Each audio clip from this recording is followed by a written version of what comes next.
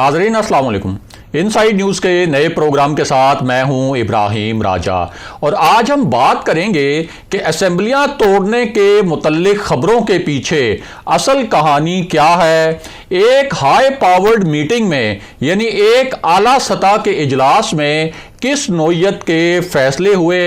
इस वक्त behind the scenes यानी पर्दे के पीछे क्या फिल्म चल रही है, इस फिल्म को डायरेक्ट करने वाले 3 किरदार कौन हैं और इस पूरी फिल्म को प्रोड्यूस किसने किया।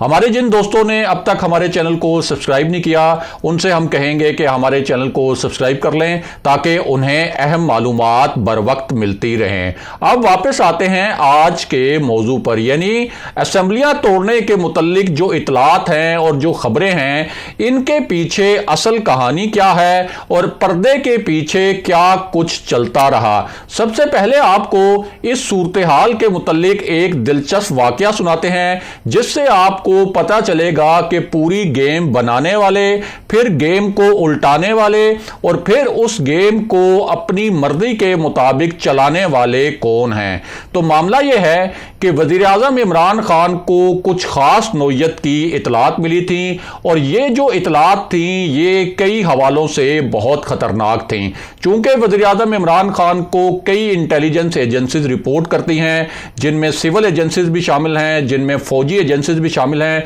तो उन जराए से वजीर आज़म इमरान खान के पास जो रिपोर्ट्स पहुंची थी वो रिपोर्ट्स जो हैं वो खासी परेशान कुन भी थी। और ये जो रिपोर्ट्स थी ये हुकूमत गिराने के मुतल्लिक 3 प्लान्स के हवाले से थी और इनमें से एक प्लान बहुत खतरनाक था और बज़ाहिर ऐसा लगता था कि ये वाला जो प्लान है इस पर अमल दरामद भी हो सकता है और इसके नतीजे में हुकूमत जा भी सकती है और एक नई हुकूमत भी आ सकती है। यानी जो 2 दीगर प्लान थे, जिनमें एक प्लान ये था कि ऑपोजिशन एक लॉन्ग मार्च करे और उसके बाद वो रेड जोन में धरना दे, रेड जोन में एक सिचुएशन क्रिएट की जाए जहां फौज को मदाखलत करनी पड़े और उस पूरी सूरत हाल में कोई हुकूमत के जाने की राह हमवार हो। यह प्लान उससे मुख्तलिफ था और जो दूसरा प्लान था यानी जो लॉन्ग मार्च है वो रावलपिंडी की जानिब ले जाया जाए और फिर GHQ के सामने धरना दिया जाए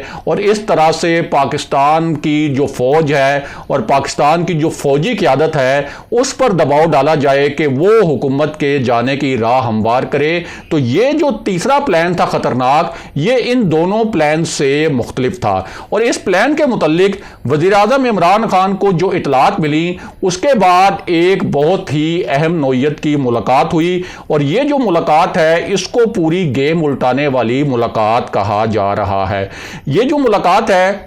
इसकी अब कुछ हैरान कुन तफसीलात भी सामने आई हैं। इस मुलाकात में कौन कौन शरीक था और असेंबलियां तोड़ने के हवाले से किस नौयत के फैसले हुए उसकी पूरी तफसील भी आपको बताते हैं और इसी मामले से जुड़ी एक अहम खबर से भी आपको आगाह करते हैं। और ये जो खबर है ये खबर असल में मरियम नवाज और मियां नवाज शरीफ के एक मंसूबे के मुतल्लिक है और इस खबर का ताल्लुक मौलाना फजलुर रहमान से भी है। और ये जो पूरा प्लान था, इस प्लान में यह डिस्कस किया गया था कि अब मुस्लिम लीग नून और JUI मिलकर तसादुम की राह अख्तियार करेंगे और ये जो तसादुम होगा इसकी राह में चाहे नैब आए चाहे ताकतवर हल्के आए, लेकिन ये जो महाजराई की सूरत हाल है अब ये रुकेगी नहीं। और इसी सूरत हाल में यह फैसला किया गया कि जब मरियम नवाज नैब जाएंगी तो उस वक्त उनके साथ PDM के और ख़ास तौर पर नून लीग के तो कारकुन होंगे,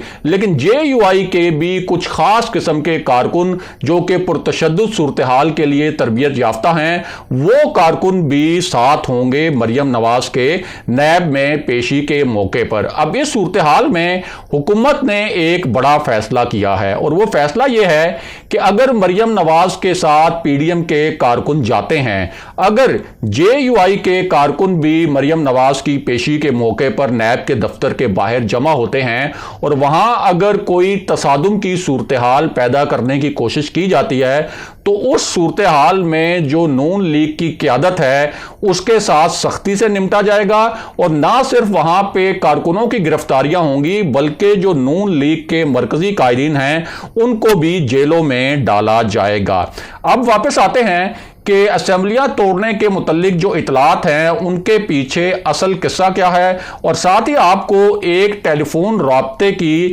دلچسپ کہانی بھی سناتے ہیں۔ اور یہ جو ٹیلی فونک رابطہ ہے یہ ایک ایسے موقع پر ہوا کہ جس وقت پیپلز پارٹی نے بظاہر اس بات سے انکار کر دیا تھا کہ وہ نہ تو جی ایچ کیو پر دھرنے میں اپوزیشن کا ساتھ دے گی اور نہ ہی وہ یہ چاہتی ہے کہ لانگ مارچ کا رخ جو ہے وہ راولپنڈی کی جانب موڑا جائے، اور اس کے ساتھ ساتھ اس نے پارلیمنٹ سے استعفوں سے انکار بھی کر دیا تھا۔ اب یہ جو رابطہ ہے یہ ایک نئے پلان کے حوالے سے کیا گیا، اور یہ رابطہ ہوا مولانا فضل الرحمان اور میاں نواز شریف کے درمیان، اور اس رابطے میں یہ فیصلہ کیا گیا کہ پیپلز پارٹی کا جو اجلاس ہونا ہے 4 اپریل کو سینٹرل ایگزیکٹو کمیٹی کا، اگر تو پیپلز پارٹی نے اس اجلاس میں پی ڈی ایم کا ساتھ دینے کا فیصلہ کر لیا، یعنی استعفیٰ دینے کا فیصلہ کر لیا کہ وہ قومی اسمبلی سے استعفے دے گی اور پھر آخری مرحلے میں جا کر سندھ اسمبلی سے بھی استعفے دے گی، پھر تو ٹھیک ہے۔ لیکن اگر پیپلز پارٹی نے یہ فیصلہ کیا کہ انہیں کچھ اور وقت درکار ہے تو پیپلز پارٹی کو اس معاملے پر مزید وقت نہیں دیا جائے گا، اور پھر جے یو آئی اور مسلم لیگ نون مل کر لانگ مارچ ضرور کریں گی اور دھرنا بھی دیا جائے گا۔ اور اندر کی جو اطلاعات ہیں جو جے یو آئی کے حلقے ہیں اور جو نون لیگ کے حلقے ہیں وہ یہ کہہ رہے ہیں کہ اس حوالے سے یہ فیصلہ کیا جا سکتا ہے کہ جے یو آئی اور جو نون لیگ کا لانگ مارچ ہوگا اس کا رخ اسلام آباد کے ریڈ زون کے بجائے راولپنڈی کی جانب ہوگا۔ بہرحال واپس آتے ہیں کہ اسمبلیاں توڑنے کے متعلق خبروں کا معاملہ کیا ہے، اور اس حوالے سے ایک اعلیٰ ترین سطح کی ملاقات کی کہانی کیا ہے، اور ساتھ ہی آپ کو یہ بھی بتا دیتے ہیں کہ طاقتور حلقوں کے متعلق اس وقت ایک کیا بڑی افواہ پھیلائی جا رہی ہے۔ تو معاملہ یہ ہے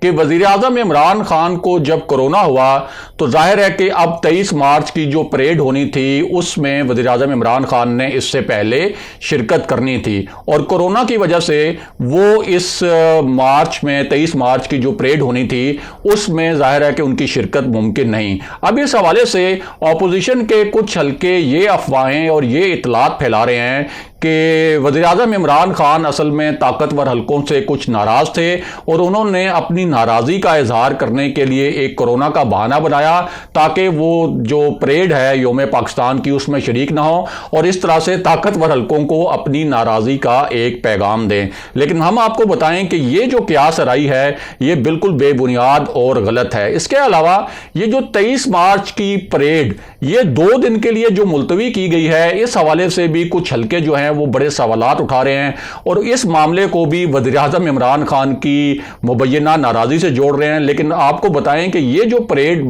2 دن کے لیے ملتوی ہوئی ہے یہ صرف اس وجہ سے ہوئی ہے کہ اسلام آباد میں بارش اور جو خراب موسم ہے اس کی پریڈکشن ہے کہ 23 مارچ کو بھی بارش ہوگی، اس وجہ سے اس پریڈ کو 2 دن آگے لے جایا گیا ہے، اور یہ پریڈ 25 مارچ کو ہوگی۔ تاہم وزیر اعظم عمران خان اس میں شریک نہیں ہو سکیں گے کیونکہ وہ اس وقت کورونا سے متاثر ہیں۔ واپس آتے ہیں کہ اسمبلیاں توڑنے کے معاملے کے پیچھے اصل کہانی کیا ہے۔ تو آپ کو بتائیں کہ ایک ایسے وقت میں